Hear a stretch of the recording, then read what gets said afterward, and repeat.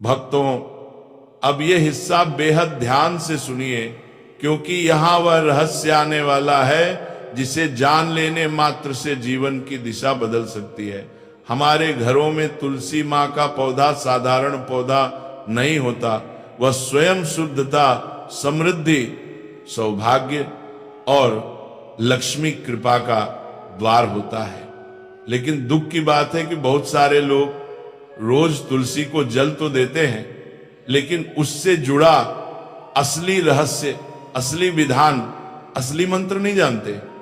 इसलिए पूरी पूजा करने के बाद भी जीवन में मन चाहा फल नहीं मिलता, धन आकर भी रुकता नहीं, बरकत टिकती नहीं, और घर में वह स्थिर सुख नहीं आता जिसकी तलाश हर इंसान करता है। भक्तों, एक बात समझ लो, तुलसी पौधा सिर्फ पौधा नहीं, हमारी किस्मत का पहरा है। तुलसी को जल देना सिर्फ पानी चढ़ाना नहीं, भाग्य को सक्रिय करना है। लेकिन तुलसी को जल देते समय सही शब्द बोले जाए, तभी मां लक्ष्मी प्रसन्न होती हैं और सौभाग्य घर में प्रवेश करता है। पुराणों में वर्णन है, एक दफा जब भगवान विष्णु शयन कर रहे थे, तब माता लक्ष्मी उनके पास आई और उन्होंने पूछा, स्वामी, लोग तुलसी मां को जल तो देते हैं, पर असली फल किसे मिलता है और क्यों? तब भगवान विष्णु मुस्कुराए और बोले, हे देवी, तुलसी मां को जल देने का असली चमत्कार तब होता है जब जल चढ़ाते समय इंसान अपने मुख से 3 दिव्य शब्द बोलता है। ये 3 शब्द सामान्य नहीं, ये वही शब्द हैं जो मां लक्ष्मी को चलकर घर में प्रवेश करने पर मजबूर कर देते हैं। माता लक्ष्मी ने विनम्र स्वर में फिर पूछा, स्वामी, मुझे जल चढ़ाने का महत्व तो आप बता चुके, लेकिन इसे जल चढ़ाना कैसे है और कौन से 3 शब्द हैं जो मनुष्य की मनोकामना पूर्ण करते हैं? तब भगवान विष्णु बोले, हे देवी, तुलसी को जल चढ़ाना तभी फल देता है जब उसमें प्रेम, श्रद्धा और सही मंत्र हो।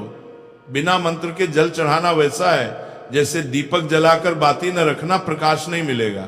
तब विष्णु भगवान ने आगे कहा, तुलसी मां को जल देने के दौरान बोले गए 3 शब्द मनुष्य के जीवन से दरिद्रता, भय, बाधा और दुर्भाग्य को काट देते हैं। वही शब्द धन, सौभाग्य, सुख, शांति और लक्ष्मी कृपा को जीवन में स्थिर कर देते हैं। भक्तों, आप सोचिए, अगर भगवान विष्णु स्वयं कह रहे हैं कि 3 शब्द बोलने से सौभाग्य घर में प्रवेश करता है, तो ये कितना बड़ा रहस्य होगा। और सुनने मात्र से भी पाप नष्ट हो जाते हैं, फिर रोज बोलने से क्या नहीं होगा। भगवान विष्णु आगे कहते हैं, जो भी व्यक्ति रोज तुलसी मां को जल देते समय इन 3 शब्दों को बोल देता है, उसके भाग्य के बंद दरवाजे खुल जाते हैं, उसके जीवन से कंगाली मिट जाती है, धन, सम्मान, तरक्की और खुशी उसके कदम चूमने लगते हैं, उसके पाप कट जाते हैं और घर में अशांति समाप्त हो जाती है। ऐसा व्यक्ति कभी गरीब नहीं हो सकता। इतना सुनकर माता लक्ष्मी बोली, हे प्रभु, कृपया पहले इस चमत्कारी मंत्र का महात्म्य सुनाइए, ताकि मैं पूरी भावना के साथ इसे सुन सकूं। तब भगवान विष्णु ने एक कथा के माध्यम से इस मंत्र का महत्व सुनाना शुरू किया। और भक्तों, ये वही कथा है जहां वह दिव्य मंत्र प्रकट होने वाला है। वह मंत्र सिर्फ 3 शब्दों का है, लेकिन उसकी शक्ति 1000 वर्षों की पूजा पाठ के बराबर है। दक्षिण में एक अत्यंत शोभायमान नगरी थी। उस नगरी में रमेश नाम का एक खोटी बुद्धि का ब्राह्मण रहता था। पापियों का तो वह शिरोमणि था। उसका जन्म एक ऐसे ब्राह्मण परिवार में हुआ था जो पाप कर्म करने वाले शास्त्र ज्ञान से शून्य थे। वह जन्म से तो ब्राह्मण था, किंतु कर्म से वह अत्यंत दुराचारी था। वह न पूजा पाठ करता, न ध्यान करता, न जप, न हवन और न ही मेहमानों का सत्कार करता था। उसके द्वार पर आए मेहमानों को बिना दान किए ही क्रूरता पूर्वक भगा देता था। स्त्री लंपट होने के कारण वह सदैव ही पराई स्त्रियों में आसक्त रहता था। उसे मदिरापान करने की भी आदत थी, साथ ही वह मांस खाया करता था। वह दिन में खेत में काम करके पत्ते बेचकर जीविका चलाया करता था और रात में वेश्याओं का सेवन करता था। इस प्रकार से उसे ब्राह्मण ने अनेक वर्षों तक जीवन व्यतीत किया। फिर एक दिन वह दुर्बुद्धि रमेश बेचने के लिए पत्ते इकट्ठा करने के लिए एक रस्सी की वाटिका में घूमने लगा और पत्ते तोड़ने लगा, तभी एक काल रूपधारी काले सर्प ने उसे ब्राह्मण को काट लिया और उसी समय पर उसकी मृत्यु हो गई। उसके बाद 2 यम के दूत उसे लेने के लिए उस स्थान पर प्रकट हुए और उसे उठाकर यमलोक ले जाने लगे। मार्ग में वो यम दूतों के सामने बहुत विलाप करने लगा, हे दूत, मुझे कहां ले जा रहे हो? मुझे छोड़ दो, मेरे प्राण बख्श लो।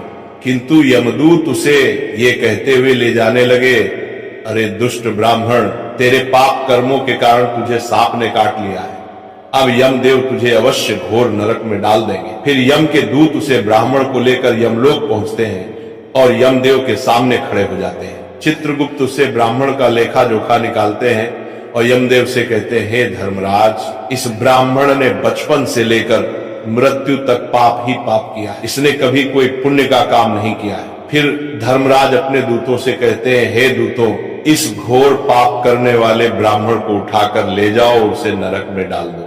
फिर यम के दूत उसे ब्राह्मण को ले जाते हैं और नरक की भयंकर अग्नि में धकेल देते हैं। अनेक वर्षों तक नरक में सजा भुगतने के बाद उस ब्राह्मण को दूसरे जन्म में एक बैल का शरीर मिलता है। बैल का जन्म पाकर वह बोझ उठाने का काम करने लगा। उसका मालिक उससे दिन रात काम करवाने लगा। फिर जब उस बैल की शक्ति कम हुई तो उसके मालिक ने उसे एक लंगड़े आदमी को बेच दिया।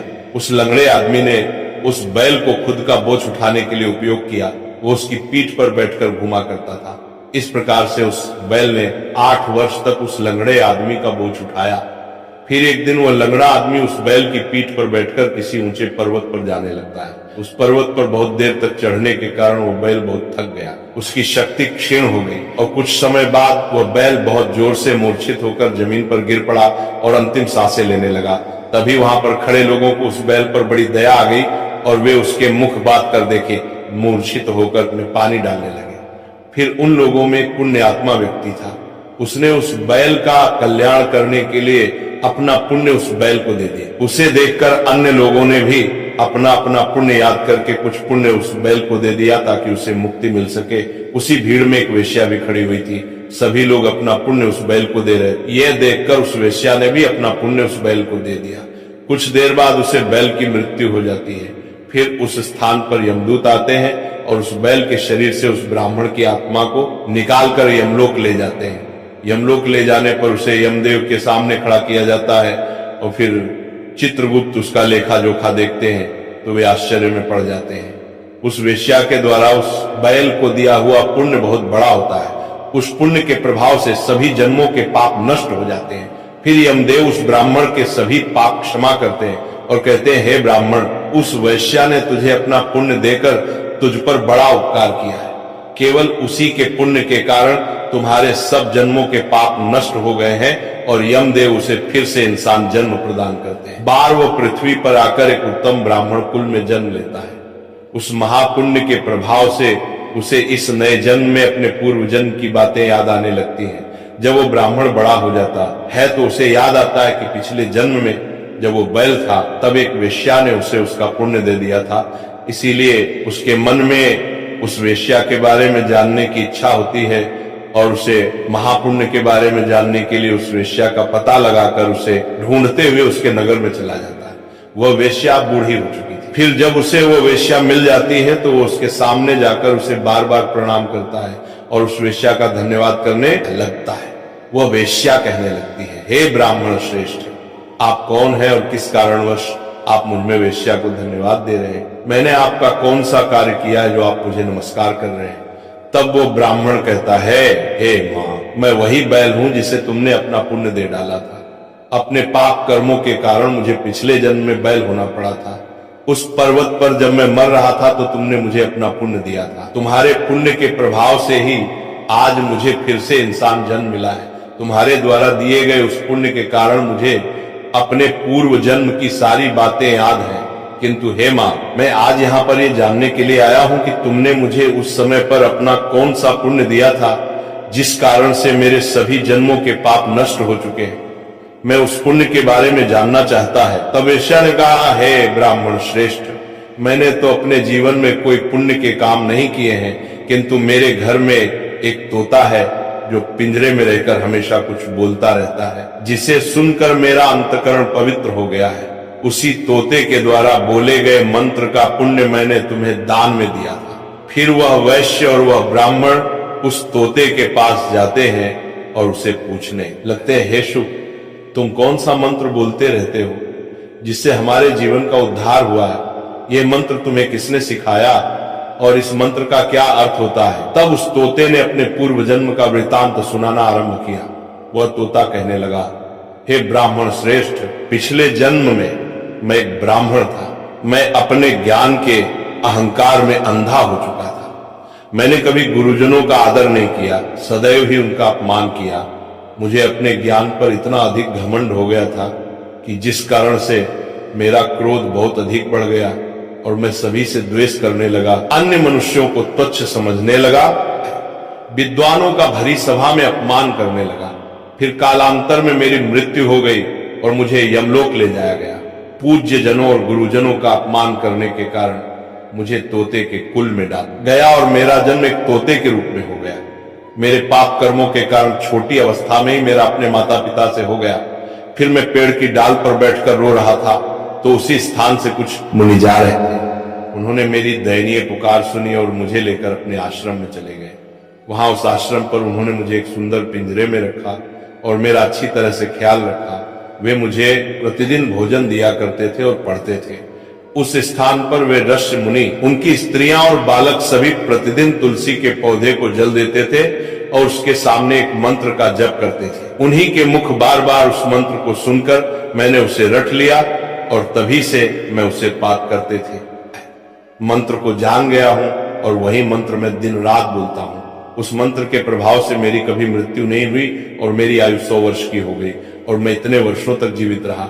इसी बीच एक रात को एक चोर उस स्थान पर आ गया और उसने मुझे वहां से चुरा लिया और फिर इस वेश्या ने मुझे उस चोर से खरीद लिया।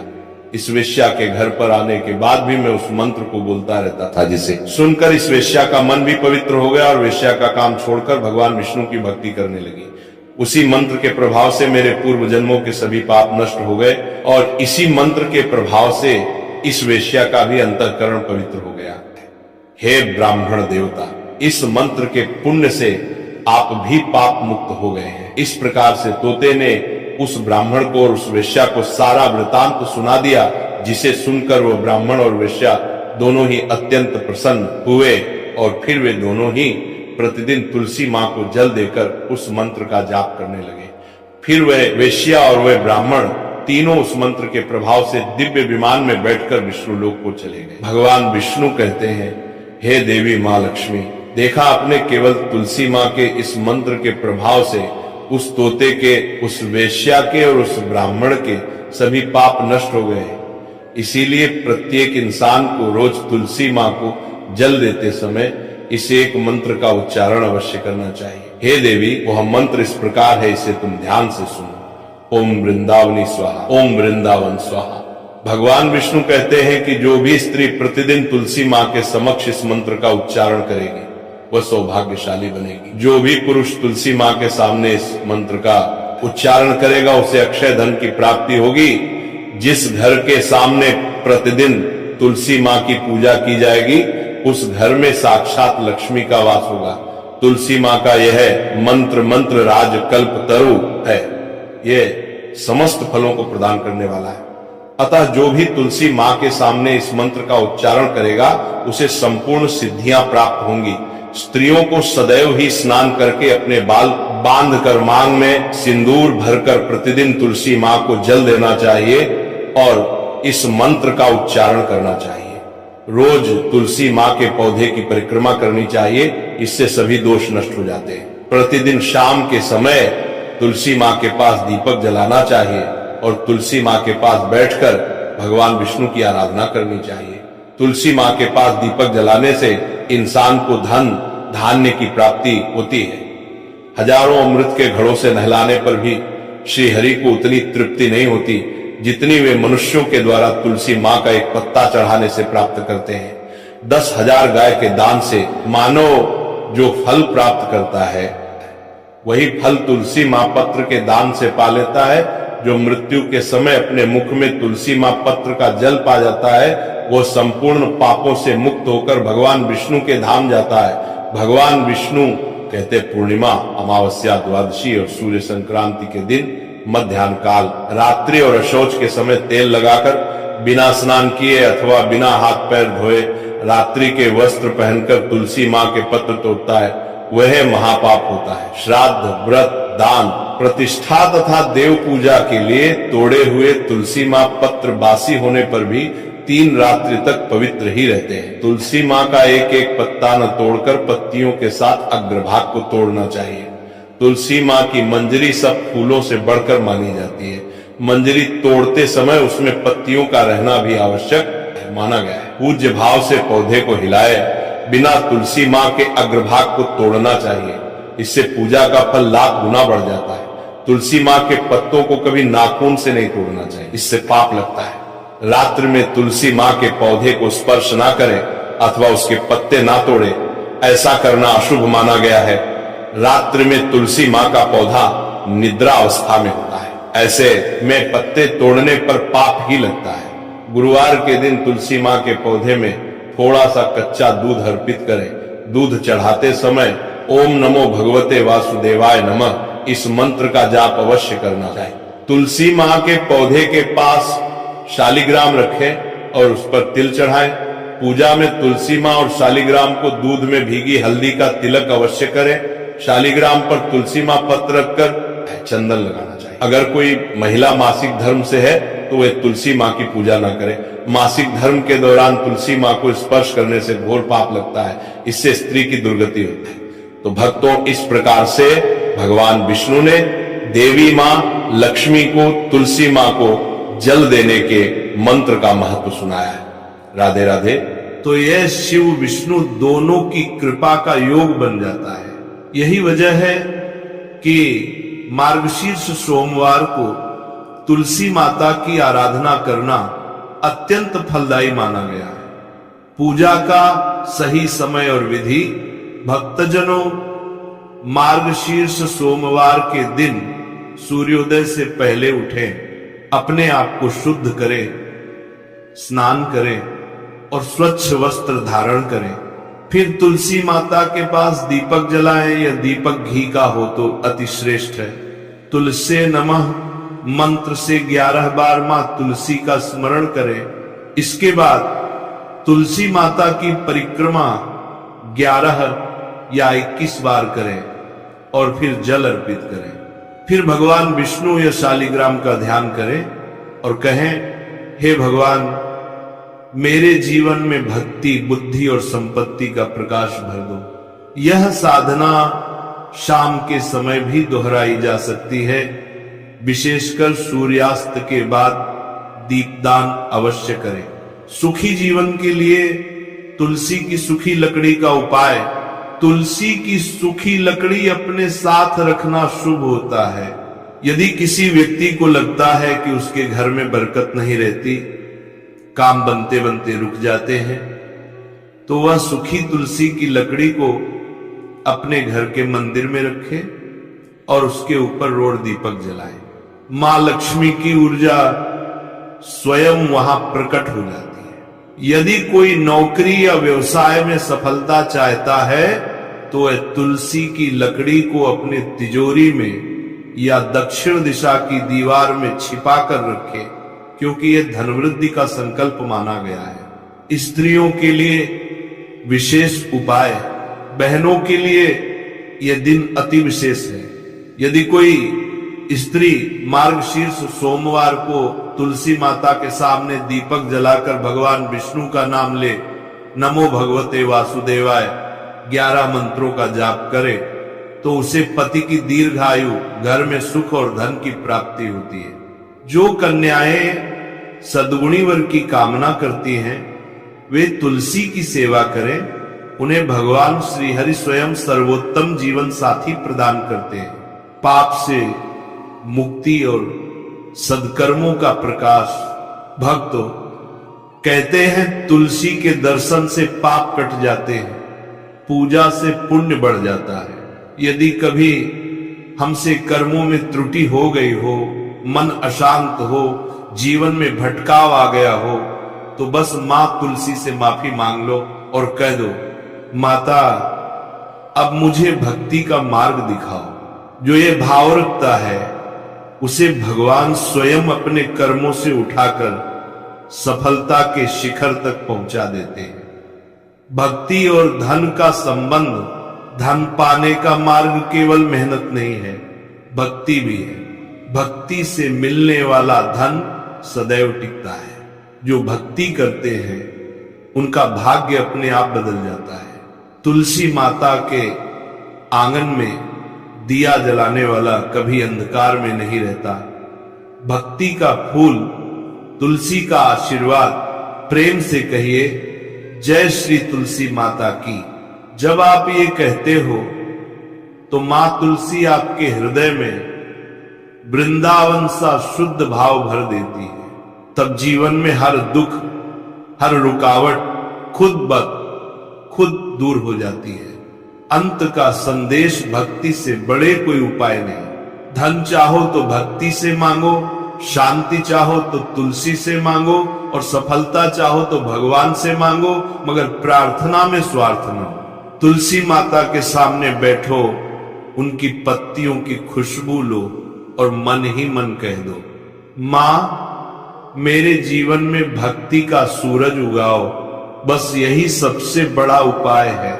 तुलसी माता के दिए के प्रकाश में जब तुम अपनी आंखें बंद कर लेते हो तो वहां केवल प्रकाश नहीं बल्कि भगवान स्वयं तुम्हारे हृदय में विराज जाते हैं।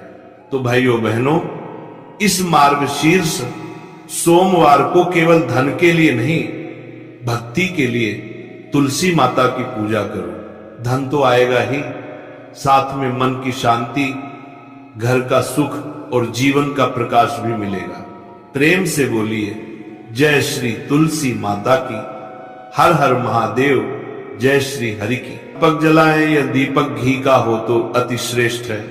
तुलसे नमः मंत्र से 11 बार मां तुलसी का स्मरण करें। इसके बाद तुलसी माता की परिक्रमा 11 या 21 बार करें और फिर जल अर्पित करें। फिर भगवान विष्णु या शालिग्राम का ध्यान करें और कहें, हे भगवान मेरे जीवन में भक्ति, बुद्धि और संपत्ति का प्रकाश भर दो। यह साधना शाम के समय भी दोहराई जा सकती है। विशेषकर सूर्यास्त के बाद दीपदान अवश्य करें। सुखी जीवन के लिए तुलसी की सूखी लकड़ी का उपाय। तुलसी की सूखी लकड़ी अपने साथ रखना शुभ होता है। यदि किसी व्यक्ति को लगता है कि उसके घर में बरकत नहीं रहती, काम बनते बनते रुक जाते हैं, तो वह सूखी तुलसी की लकड़ी को अपने घर के मंदिर में रखे और उसके ऊपर रोड दीपक जलाए। मां लक्ष्मी की ऊर्जा स्वयं वहां प्रकट हो जाती है। यदि कोई नौकरी या व्यवसाय में सफलता चाहता है तो वह तुलसी की लकड़ी को अपने तिजोरी में या दक्षिण दिशा की दीवार में छिपा कर रखे, क्योंकि यह धनवृद्धि का संकल्प माना गया है। स्त्रियों के लिए विशेष उपाय, बहनों के लिए यह दिन अति विशेष है। यदि कोई स्त्री मार्गशीर्ष सोमवार को तुलसी माता के सामने दीपक जलाकर भगवान विष्णु का नाम ले, नमो भगवते वासुदेवाय 11 मंत्रों का जाप करे, तो उसे पति की दीर्घायु, घर में सुख और धन की प्राप्ति होती है। जो कन्याएं सद्गुणी वर की कामना करती हैं वे तुलसी की सेवा करें। उन्हें भगवान श्री हरि स्वयं सर्वोत्तम जीवन साथी प्रदान करते हैं। पाप से मुक्ति और सदकर्मों का प्रकाश। भक्तों, कहते हैं तुलसी के दर्शन से पाप कट जाते हैं, पूजा से पुण्य बढ़ जाता है। यदि कभी हमसे कर्मों में त्रुटि हो गई हो, मन अशांत हो, जीवन में भटकाव आ गया हो, तो बस मां तुलसी से माफी मांग लो और कह दो, माता अब मुझे भक्ति का मार्ग दिखाओ। जो ये भाव रखता है उसे भगवान स्वयं अपने कर्मों से उठाकर सफलता के शिखर तक पहुंचा देते हैं। भक्ति और धन का संबंध, धन पाने का मार्ग केवल मेहनत नहीं है, भक्ति भी है। भक्ति से मिलने वाला धन सदैव टिकता है। जो भक्ति करते हैं उनका भाग्य अपने आप बदल जाता है। तुलसी माता के आंगन में दिया जलाने वाला कभी अंधकार में नहीं रहता। भक्ति का फूल, तुलसी का आशीर्वाद, प्रेम से कहिए जय श्री तुलसी माता की। जब आप ये कहते हो तो मां तुलसी आपके हृदय में वृंदावन सा शुद्ध भाव भर देती है।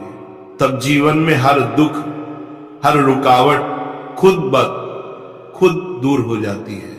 अंत का संदेश भक्ति से बड़े कोई उपाय नहीं। धन चाहो तो भक्ति से मांगो, शांति चाहो तो तुलसी से मांगो, और सफलता चाहो तो भगवान से मांगो, मगर प्रार्थना में स्वार्थ न हो। तुलसी माता के सामने बैठो, उनकी पत्तियों की खुशबू लो और मन ही मन कह दो, मां मेरे जीवन में भक्ति का सूरज उगाओ। बस यही सबसे बड़ा उपाय है। तुलसी माता के दिए के प्रकाश में जब तुम अपनी आंखें बंद कर लेते हो तो वहां केवल प्रकाश नहीं बल्कि भगवान स्वयं तुम्हारे हृदय में विराज जाते हैं। तो भाइयों बहनों, इस मार्गशीर्ष सोमवार को केवल धन के लिए नहीं, भक्ति के लिए तुलसी माता की पूजा करो। धन तो आएगा ही, साथ में मन की शांति, घर का सुख और जीवन का प्रकाश भी मिलेगा। प्रेम से बोलिए जय श्री तुलसी माता की।